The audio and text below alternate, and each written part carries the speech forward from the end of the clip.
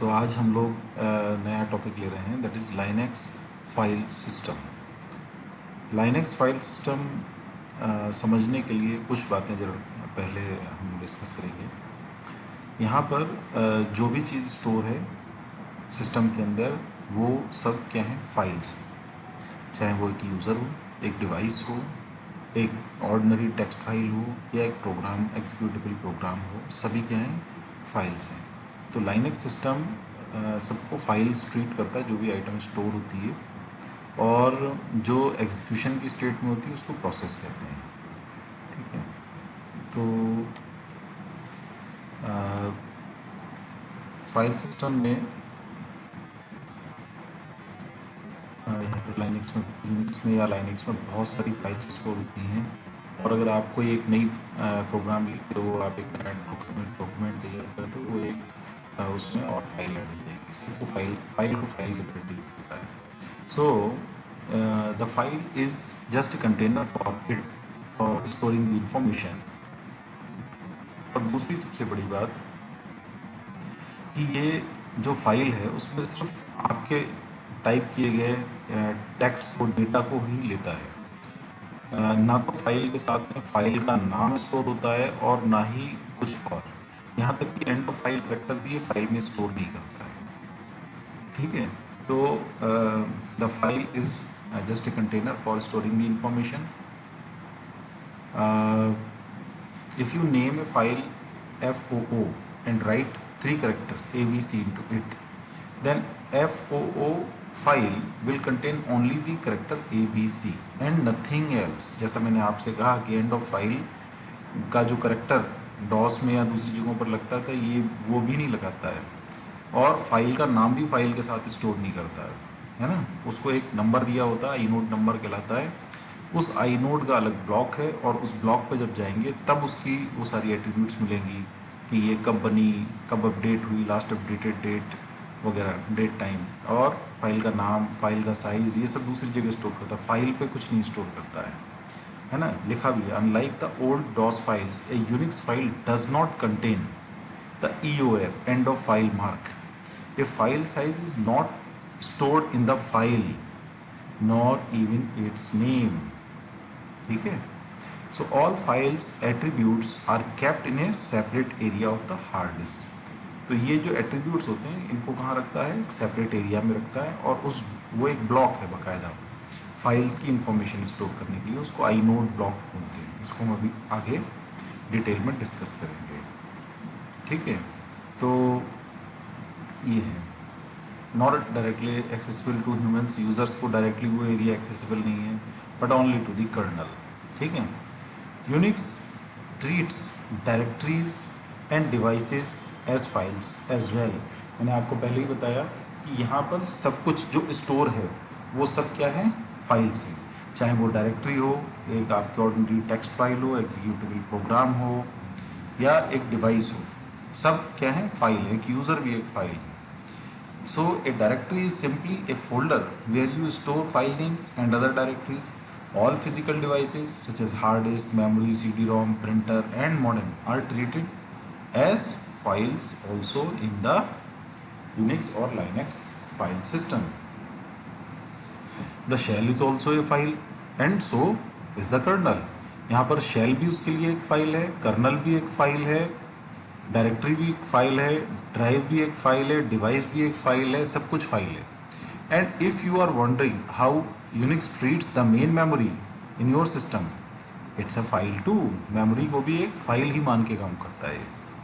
So we have already divided these files into 3 categories। One is the ordinary file, second is the directory file, and third is the device file। Ordinary file, it is also known as regular file। It contains only data as a stream of characters। Directory file, it is commonly said that a directory contains files and other directories। ऐसा हम बोलते हैं खाली कि एक directory के अंदर files और उसकी सब डायरेक्टरीज होती हैं, पर उसके अंदर कुछ नहीं होता है। वहाँ पर उसकी एड्रेस लिखी होती है कि कहाँ पर वो आगे स्टोर है ना। कोई ऐसा बॉक्स शेप तो है नहीं यहाँ पे कि एक के अंदर एक चीज़ रख जाएगी। सब उसी हार्ड डिस्क के ऊपर है। तो एक लोकेशन है, ये भी एक फाइल है जहाँ पर दूसरी डायरेक्टरीज और फाइल्स की इंफॉर्मेशन होती है कि ये कहाँ पर स्टोर है, और वहाँ पर जाकर फिर आप इनको एक्सेस करते हैं। So it contains their names and a number associated with each name. Device file. All devices and peripherals are represented by files in Unix or Linux file system. To read or write a device, you have to perform these operations on its associated file.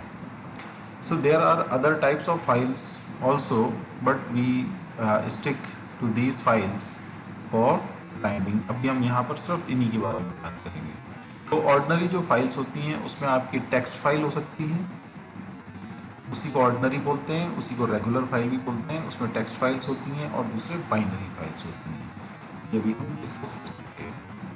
Binary file जो है उसमें information binary form में रहती है, और जो जो values होंगी वो आस्की रेंज की होती हैं। ठीक है, डायरेक्टरी फाइल मैंने आपको बताई थी कि इसमें कोई डेटा नहीं होता है, बट दूसरी फाइल्स और सब डायरेक्टरीज की इंफॉर्मेशन होती है। Unix file system is organised with a number of directories and subdirectories, सभी में होता है, and you can also create them as and when you need.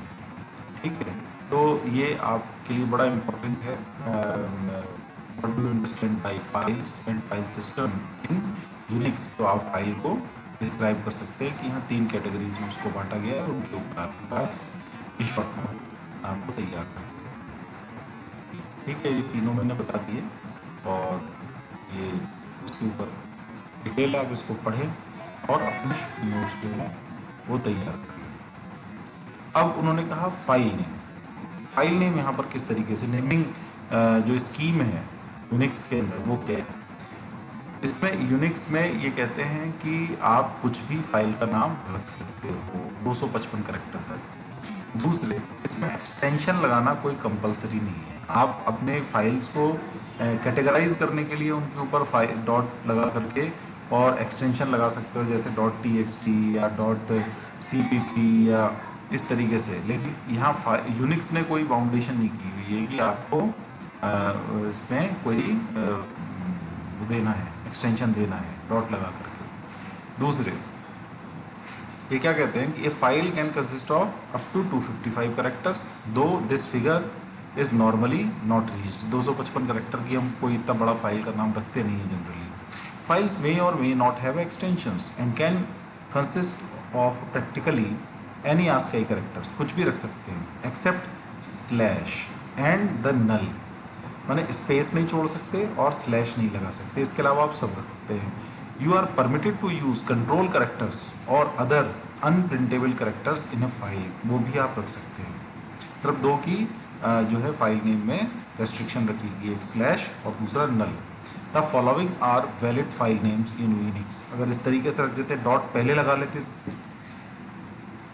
Sorry, तो भी कोई उसको परेशानी नहीं। जैसे पहला फाइल नेम आप देखें, उन्होंने लिखा है डॉट लास्ट अंडरस्कोर टाइम, ये वैलिड फाइल नेम है। यहाँ पर डॉट पहले भी लगा सकते हैं, क्योंकि उसके लिए डॉट भी एक करेक्टर है, वो उसको कोई एक्सटेंशन नहीं मान रहा है।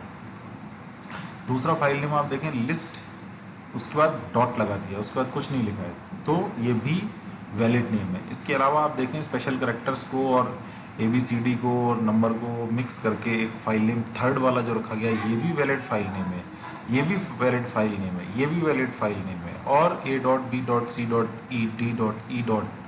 भी एक वैलिड फाइल नेम है। The third file contains 3 characters, 3 control characters. These characters should definitely be avoiding in framing file names.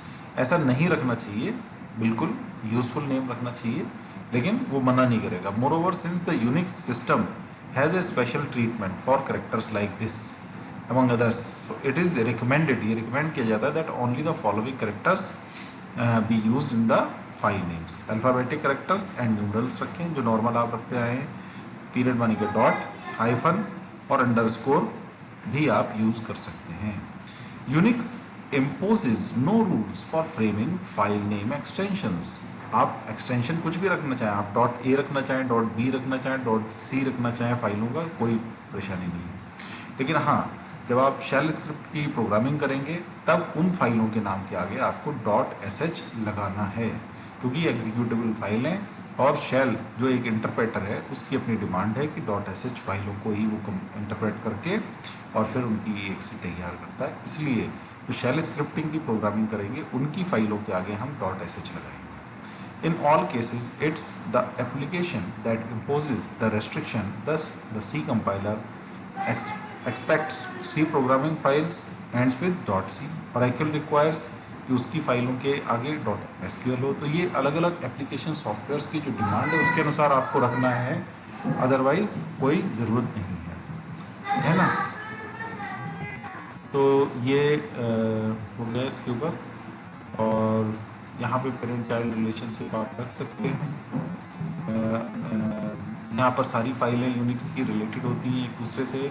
The file system in Unix is a collection of all these.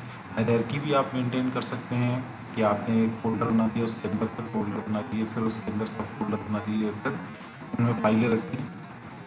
तो वो hierarchy आप अपनी virtual होती है, वो आप रख सकते हैं मतलब जैसे आप पहले। ये एक यूनिक्स फाइल सिस्टम का ट्री है, ये मैं आपको थोड़ा सा बताता हूँ। यहाँ पर जो कल मैंने बात करी थी पिछले लेक्चर में कि जो मेन फोल्डर होता है वो रूट होता है ना, और इसको स्लैश से रिप्रेजेंट करते हैं। इस रूट के अंदर फिर कुछ फाइल्स, क्लोज फाइल्स, सब डायरेक्टरीज आपको मिलेंगी, जैसे कि bin है, dev है, etc है, home है, lib है, sbin है, stand है, tmp है, usr है और var। इसमें जो दो डायरेक्टरीज हैं bin और usr bin, इसमें आपको यूज़र्स प्रोग्राम आप रख सकते हैं। बिन में जितने भी कमांड्स आप चला रहे थे कल या आगे भी आप चलाएंगे, कैट, डेट, हु, आपने जो भी चलाए थे वो सब किस में मिलेंगे, बिन के अंदर मिलेंगे। यूज़र अपनी फाइलें रखनी है तो भी यहाँ रख सकता है, और दूसरे यूज़र जो है अब यहाँ बिन के अंदर भी अपनी फाइलें रख सकता है ना। तो ये दो जगह हैं यूज़र को अपने काम करने के लिए। बिन में जाके आप अपना फोल्डर भी बना सकते हैं और वहाँ पर फाइलें रख सकते हैं। ऐसे यूएसआर बिन के अंदर भी जा करके आप अपना फोल्डर बना करके काम कर सकते हैं। तो आपको ये स्ट्रक्चर याद होना चाहिए। अच्छा, इसके अलावा जितनी भी डिवाइस फाइल्स होती हैं, चाहे वो हार्ड डिस्क हो, चाहे वो आपका प्रिंटर हो, चाहे आपका स्कैनर हो, चाहे आपका और कोई डिवाइस हो, तो डिवाइस फाइल्स के ड्राइवर्स जो हैं वो ./dev फोल्डर के अंदर रखे जाते हैं यहाँ पर। तो dev for stands for device, ठीक है। इसके अलावा जो लाइब्रेरी फाइल्स हैं जो यहाँ पर पहले से बनी हुई हैं और उनको सिस्टम यूज़ कर रहा है, वो लाइब्रेरी फाइल्स किसके अंदर रखी हुई हैं, लिब के अंदर रखी हुई हैं। इसीलिए जो टेम्परेरी इसी प्रकार से जो टेम्परेरी जो आपका वर्क होता है उसको स्टोर करना, उसको फिर हटाना, है ना, टेम्परेरी मेमोरी जो यूज़ करता है। इस तरीके से कोई एप्लीकेशन प्रोग्राम आप जब लोड करते हैं और फिर वो बाद में हट जाता है तो वो भी यहाँ पर TMP में मिलेगा आपको। तो इस तरीके से यहाँ डिवीज़न ऑफ वर्क है कि कौन सा वर्क कहाँ पर मिलेगा, कौन सी फाइल कहाँ पर मिलेगी, और उसको रखने के लिए तरीका उन्होंने बनाया है। और उसी के आधार पर ये 4 और 4 8 और 2 10 फाइल जो है आपको मिलेंगे। अच्छा, ये यूनिक्स का मैं आपको बता रहा हूँ, जो मेरे पास अभी अवेलेबल है, जो मैं दिखा रहा हूँ आपको, वो यूनिक्स का है। अगर आपने लाइनक्स अपने सिस्टम में स्टोर किया हुआ है तो जब आप रूट में जा कर के ls करेंगे, माने लिस्टिंग करेंगे डायरेक्टरीज़ की, देखेंगे वहाँ पर, तो हो सकता है आपको कुछ और फोल्डर्स भी एक्स्ट्रा इसके अलावा, इन 10 के अलावा और भी मिल जाए। तो वो क्योंकि GUI एनवायरनमेंट है और ये CUI एनवायरनमेंट है, कमांड यूज़र इंटरफेस है, तो उसमें हो सकता है उसके उस इंटरफेस के लिए कुछ एक्स्ट्रा कुछ आपको सब डायरेक्टरीज़ मिलें रूट के अंदर, और उनका भी अपना एक पर्पज़ होगा। लेकिन आपको ये वाले तो मिलेंगे, ये 10 तो मिलेंगे, इसके अलावा एक्स्ट्रा मिल सकते हैं, है ना। तो ये यहाँ पर डिस्कस भी है। The root directory has a number of sub directories under it. These sub directories in turn have more sub directories and other files under them. तो ये है bin and usr are the two directly under the root, while is bin and Kumar, ये जो दी है कुमार वाला जो था काम दिया कुमार, और ये होम के अंडर में। तो होम वेरिएबल के अंदर भी आप इन्होंने कुछ बना के दिखाया है। वो कह रहा है कि when you log on to the system Unix automatically places you in the directory called the home directory. जैसे आप लॉगिन करेंगे तो आपको होम में रख देगा। इट इज क्रिएटेड, जब आप लॉगिन करेंगे, it is created by the system when user account is open. If you log in using the login name Kumar, you will land up in a directory जो home के अंदर कुमार नाम से आपने login करा है, तो आपको होम के अंदर कहाँ पे रख देगा? कुमार में रख देगा। Slash home slash Kumar is your location when you log in from your login and password, login user name and password. So ये यहाँ पर करके दिखाया है, और इको करके डॉलर लगा के होम, मैंने इस समय कहाँ पर हैं वो जो आपकी प्रेजेंट डायरेक्टरी इस समय की है, लॉगिन होने के बाद वो आपको देखना हो तो इको और डॉलर होम ये आप टाइप करेंगे तो आपकी प्रेजेंट पोजीशन इस समय की दे जाएगी। इसको एब्सोल्यूट पाथ नेम भी बोलते हैं आपका इस समय का जो है, ठीक है। तो ये हो गया PWD, मैंने आपको कमांड पहले ही चला करके बता दिया, प्रेजेंट वर्किंग डायरेक्टरी है ना। इससे आपने चलाया तब भी देखिए आपको क्या मिल रहा है, होम कुमार, और ऊपर जो मैंने अभी आपको बताया उससे क्या है, इको स्पेस डॉलर होम करेंगे तो भी होम कुमार है, दोनों से एक ही जगह आपको दिखाएगा। तो ये प्रेजेंट वर्किंग डायरेक्टरी होगी। CD मैंने बता रखा है आपको, change directory, CD space directory का नाम आप देंगे तो जिस डायरेक्टरी में सब डायरेक्टरी में आप जाना चाहते हैं उसमें चले जाएंगे। और अगर आप किसी सब डायरेक्टरी में हैं और आपको वापस जाना है तो CD स्पेस डॉट डॉट लगाएंगे तो आप पीछे एक डायरेक्टरी बैक चले जाएंगे, ठीक है। तो ये मैं आपको करके दिखा चुका हूँ पहले से। फिर ये आपको मैंने मेक डायरेक्टरी बता दिया था, डायरेक्टरी कैसे बनाते हैं, और RMDIR रिमूव डायरेक्टरी, एक डायरेक्टरी आपको हटानी है तो चेंज डायरेक्टरी बता दी, मेक डायरेक्टरी बता दी, RMDIR बता दिया मैंने, ये मैं आपको बता चुका हूँ।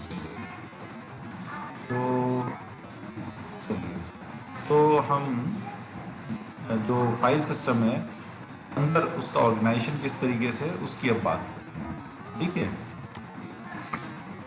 तो जो लाइनक्स फाइल सिस्टम है उसका इंटरनल स्ट्रक्चर कैसे है वो हम बात करेंगे।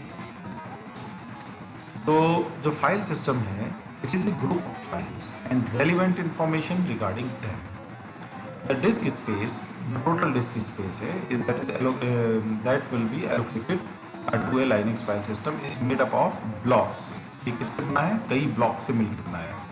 Each of which, her block जो है वो 512 बाइट्स का है। ये पहले बिल्कुल फिक्स कर लीजिए, आपसे एक नंबर के क्वेश्चन में पूछा जा सकता है कि एक ब्लॉक का साइज कितना होता है, कितना है, 512 बाइट्स का, 512 bytes.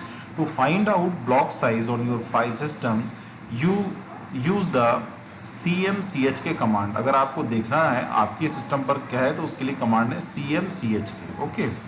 So all the blocks belonging to the file system are logically divided into 4 blocks. One is the boot block, second is the super block, inode table और inode block, थर्ड है, और data blocks जो हैं उसके बाद है। Boot block को number दिया गया 0। boot block is the first block and is numbered 0. Super block is the second block and is numbered 1. inode table और inode block is numbered 2 and उसके बाद 4 नंबर से लेकर के और आगे तक जितने भी डेटा तो बढ़ता रहता है, एक्सपेंड होता रहता है, और अनलिमिटेड डेटा आप यहाँ पर मतलब जितना आपके पास मेमोरी का साइज है उतना डेटा आप स्टोर कर सकते हो। तो उसके लिए फिर जो आगे के ब्लॉक्स हैं उनका नंबर दिए गए हैं, ठीक है। तो पहला ब्लॉक हम बात करते हैं पहले ब्लॉक की, that is the boot block. So boot block represent the beginning of the file system and it contains a program bootstrap loader। यहाँ bootstrap loader कहें, bootstrap कहें या boot loader कहें, तीनों का एक ही मतलब है। दो boot loader होते हैं, Lilo और Grub, जो हम आगे पढ़ेंगे लास्ट यूनिट में आपके सिलेबस में है। अभी सिर्फ हम ये समझ रहे हैं कि यहाँ बूट ब्लॉक होता है और बूट ब्लॉक को 0 नंबर दिया गया है, फर्स्ट ब्लॉक है और उसमें बूट स्ट्रैप लोडर रहता है। आप समझे कि जब आपकी मशीन आप पावर ऑन करते हैं तो उस समय आपकी रैम में कुछ नहीं होता है, तो ये बूट लोडर जो है रोम में स्टोर रहता है, और जैसे ही आप उसको करते हैं तो वो तुरंत सबसे पहले क्या करता है, बूट लोडर को लोड करता है, बूट स्ट्रैप लोडर को लोड करता है, जो एक बहुत छोटा सा एक प्रोग्राम होता है जो बूटिंग प्रोसेस को स्टार्ट करता है। ठीक है, so this program is executed when we boot the host machine. All the files contain one और पॉसिबली एम्प्टी बूट ब्लॉक। तो एक ही बूट लोडर होगा दोनों में से, जो मैंने नाम बताया आपको, और उनमें से कोई एक आपकी मशीन में वो उस समय जब आप मशीन रेडी स्टार्ट करेंगे तो वो लोड हो जाएगा सबसे पहले। उसके बाद वो फिर ऑपरेटिंग सिस्टम का जो पार्ट है ना, मशीन को डेस्कटॉप स्क्रीन तक लाने के लिए उसका काम वो आगे का स्टार्ट ओएस के सिस्टम फाइल से करता है। जो सेकंड ब्लॉक है that is super block and is numbered 1, it describe the state of the file system. और इसमें कितनी आपकी फाइलें हैं, उनकी मेमोरी में एड्रेस क्या है, सारी चीज़ें जो है किस पे रहती है, सुपर ब्लॉक पर रहती है। This super block state how large it is, how many maximum files it can accommodate and how many more files can be created here in the system etcetera. तो इस तरीके की सारी इंफॉर्मेशन एक control के लिए जो ज़रूरी होती है वो सब सुपर ब्लॉक में स्टोर होती है। देन हमारा आता है आई नोड टेबल। जैसा मैंने अभी आपको थोड़ी देर पहले फाइल के बारे में बताते वक्त कहा कि यहाँ पर फाइल का नाम, फाइल की अदर जो 16 एट्रीब्यूट्स होते हैं वो सब फाइल के साथ स्टोर नहीं होते हैं। फाइल में सिर्फ जो फाइल के अंदर का कंटेंट है वही स्टोर होता है, और फाइल के जो अदर इंफॉर्मेशन होती है 16 एट्रीब्यूट्स जो होते हैं वो अलग जगह स्टोर होते हैं। उनको बोलते हैं हम आई नोड टेबल या आई नोड ब्लॉक में स्टोर होते हैं वो। सो थर्ड ब्लॉक है ये, और and it is number 2। The information related to all the files are stored in the inode table on the disk और आई नोड ब्लॉक में store होती है। For each file there is an inode entry in the table. जितनी भी फाइलें हैं, जितनी भी डिवाइस हैं, जितनी भी डायरेक्टरी, हर फाइल के लिए ये एक यूनिक नंबर जनरेट करता है, और उस नंबर को आई नोड नंबर भी कहते हैं, है ना। वही उसका आईडी है एक तरीके से, और उस आईडी से ही पूरी इंफॉर्मेशन आपको मिलेगी। So each entry of the inode number is made up of 64 bytes and it contains the details for that file। और जो डिटेल स्टोर होती है यहाँ पर वो कौन कौन सी हैं, who is the owner of the file, which group ये बिलोंग करता है, group to which the owner belongs, and type of the file कि वो ऑर्डिनरी फाइल है, डिवाइस फाइल है या डायरेक्टरी फाइल है, फाइल एक्सेस की परमिशन, फाइल ये रीडेबल है, R+ है, W है, मैंने राइट की परमिशन है या केवल एक्सेस की परमिशन है, जो भी, date and time of last access, date and time of last modifications, number of links to the file, size of the file and addresses of block where the file is physically present. तो ये सारी information inode table में, inode block में store रहती है, और यहाँ हर file को एक आई नोड नंबर दिया जाता है। उस आई नोड नंबर से ही इस टेबल में सर्च करके उसकी वो डिटेल एक्सेस की जाती है। देन आते हैं डेटा ब्लॉक्स। तो 512 बाइट का एक ब्लॉक है, और यहाँ पर जितना डेटा है उतने ब्लॉक्स एग्जीक्यूट करते हुए वो फाइल का सारा डेटा आगे के ब्लॉक्स में स्टोर किया जाता है। सो data block contains the actual file contents. An allocated block can belong to only one file in the file system. This block can't be used for storing any other file's content unless the file to which it originally belonged is deleted. जो file delete हो गई वो हटा दी जाएगी, उसके अलावा सब data जो है यहीं पर स्टोर किया जाएगा। तो इससे संबंधित ही कुछ और बातें कि स्टोरेज कैसे होता है। Each inode entry in the inode table consist of 13 addresses each। Her file के लिए 13 एड्रेस होते हैं, 13 ब्लॉक्स तक उसको एक्सपेंड किया जा सकता है। which specify completely where the file contents are stored on the disk. These addresses are numbered from 0 to 12. 13 है ना टोटल, तो 0 से लेके 12 तक, 0 को इंक्लूड करते हुए 13 एड्रेस हो गए. Of these, first 10 addresses through 0 to 9 points to 1 KB block. तो ये जो 9 ब्लॉक होंगे, 10 ब्लॉक होंगे शुरू के, वो कैसे होंगे? 1 KB के होंगे. Thus the addresses 0 to 9 can handle a file of a maximum size of 10 KB. तो 10 एक KB के 10 ब्लॉक होंगे पहले, तो 10 KB डेटा यहाँ स्टोर हो जाएगा. 10th entry also contains the address of 1 KB block. It consists of 256 4 byte slots which can store 256 more addresses. Each of these 256 addresses can point to a 1 KB block on the disk. यानी कि 10 KB store हो गया. Thus the maximum file size that can addresses using 10th address entry is 256 KB. This is called single indirection. और है ना, उसके बाद जो है फिर 13 ब्लॉक मतलब 256 एड्रेस मिल रहे हैं उसके बाद, है ना, अगले ब्लॉक से 11वें ब्लॉक से. और मतलब पहले 13 मिले, 13 में से 10 आपने एक KB के स्टोर कर लिए, उसके बाद फिर आपको 256 एड्रेस मिलते हैं, फिर आगे फिर 256 एड्रेस मिलेंगे. तो इस तरीके से जो हो गए, कितने हो गए, है ना, ये देखिए आप 11वें पे हो गए 256, 12वें पे हो गए 256, और 13वां जो ब्लॉक था उसमें 256 KB हो गए. पहले वाले कितने के थे? 1 KB के. तो इस तरीके से 64 GB की एक फाइल को आप स्टोर करके यहाँ रख सकते हो, इतना एक्सपेंड कर सकते हो उसका size. The maximum file size is the sum of sizes accessible by 13 address that occur in the inode entry. Together they yield 10 KB plus 256 KB plus 64 MB plus 16 GB, which is sufficient enough for all practical purposes.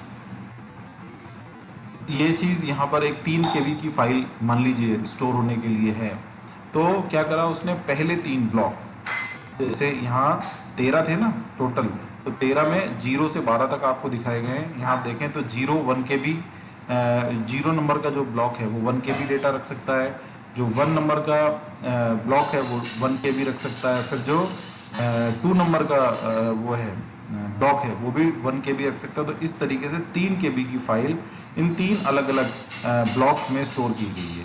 और ये continued address पे हो ये ज़रूरी नहीं है. जैसे पहला है 4970 पे, उसके बाद अगला है 5231 पे, फिर है 3401 पे. तो ये डिसकंटिन्यूअस और डिस्क्रीट पोजीशन पे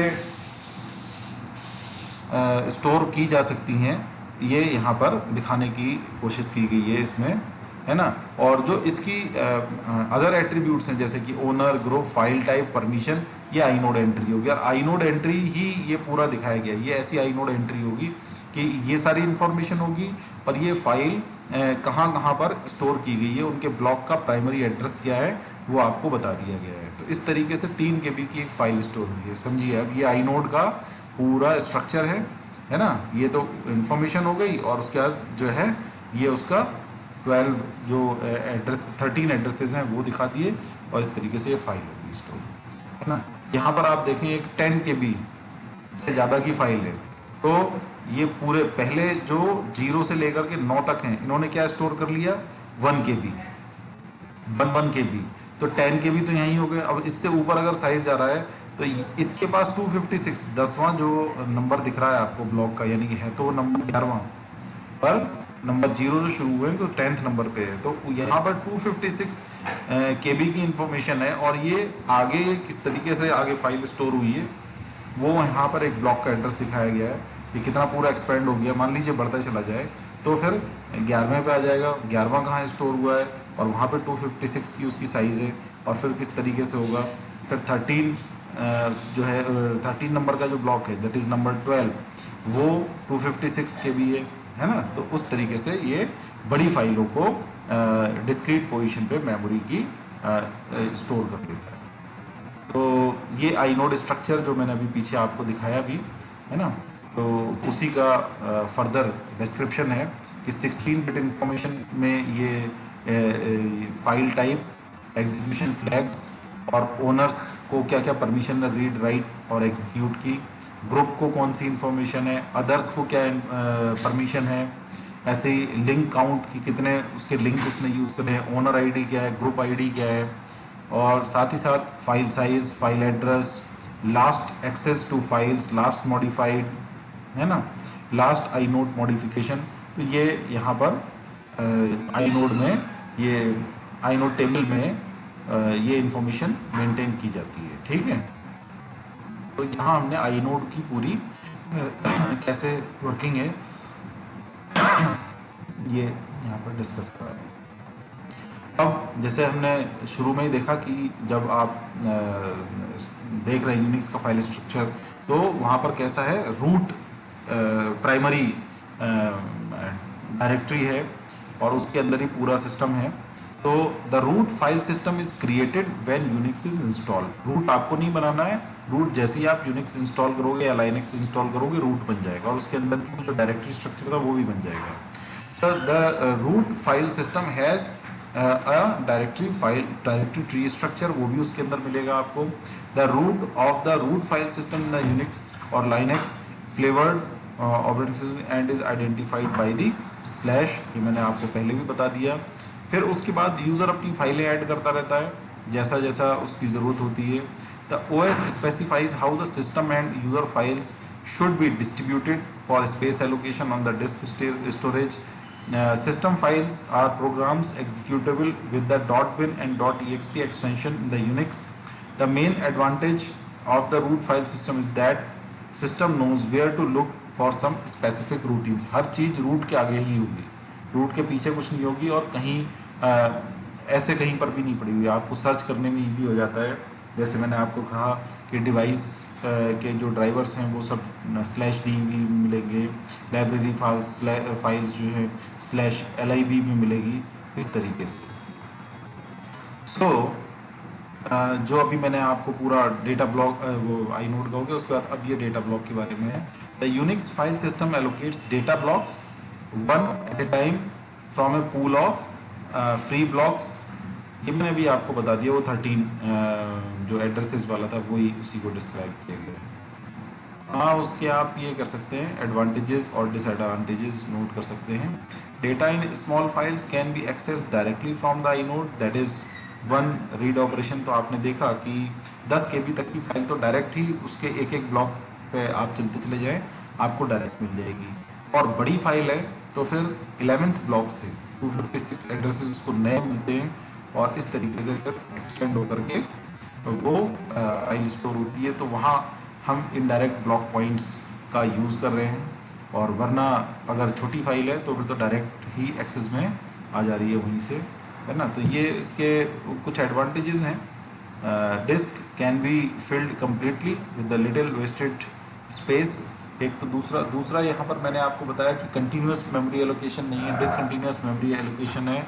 ब्लॉक वाइज जो फ्री मिलेगा ब्लॉक उसको उसमें वो डेटा अपना एंटर करता जाएगा और उसको यूज़ कर लेगा। सो डिसएडवांटेजेस भी हैं, because I node information is kept separately from the data. File के साथ स्टोर नहीं होता, आई नोड ब्लॉक में जाकर के स्टोर होती है वो information. Access of data often requires a long seek when file is initially access. जब फाइल एक्सेस की जाती है तो उसकी डिटेल एक्सेस करने के लिए उसको आई नोड में जाना पड़ेगा, वहाँ से एक्सेस करना पड़ेगा, तो कुछ आप कहें कि टाइम वेस्ट होता है वहाँ पर। Inode of files is in a common directory not kept together, leading to low performance when searching directories. Original file system only used 512 byte blocks, inefficient transfer size. Data blocks of a file are not stored together, leading to poor performance when accessing file sequentially. Free list quickly becomes scrambled, increasing overhead of finding free blocks. Original file system used as little as 2% of the available disk bandwidth. तो ये कुछ disadvantages हैं इसके। तो आज हम इतना ही रखते हैं। एक और इसमें कमांड है, अगर आप माउंटिंग का है, वैसे माउंटिंग अनमाउंटिंग अभी है इसमें आपके, तो मैं आपको और एक अलग से वीडियो शेयर करूंगा माउंटिंग अनमाउंटिंग पे। फिर भी ये एक फाइल माउंटिंग का समझ लें।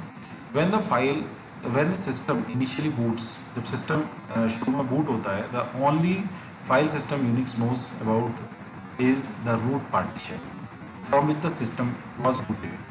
So the special system call है ये, mount क्या है, system call है। So special system call mount, यहाँ पर आप वो स्पेशल देते हो, पाथ नेम देते हो और ऑप्शंस देते हो कि किस तरीके से माउंट करना है। So mounts this command mounts the file system given by special at the point path name in the root file system. आप जहाँ उसको बताओगे उसको वो माउंट कर देगा, ठीक है। Thus it allows multiple file systems to be merged into a single global tree. तो आप कोई नई चीज़ वहाँ ऐड करना चाहते हो तो माउंट से कर सकते हो। Internally the kernel maintains the mount table that keeps information about the mounted file system. कोई नया सॉफ्टवेयर वगैरह हम डालते हैं तो उसके लिए हमको ज़रूरत पड़ती है। Each entry in the table contains the device number of the partition that has been mounted, a pointer to the buffer containing the super block of the file system, a pointer to the root inode of the file system, and fourth point is the a pointer, ये इसको pointers मिलेंगे तीन, a pointer to the node of the directory in which the file system is mounted. As the kernel is translating a path name, it consults the mount table as needed. तो mount table क्या होती है, mount unmount you mount command क्या होते हैं, वो मैं आपको एक अलग से वीडियो शेयर करूंगा, ठीक है। तो ये था हमारा फाइल सिस्टम का पूरा इंफॉर्मेशन आज की। सो आज इतना ही आज के लेक्चर में। Thank you.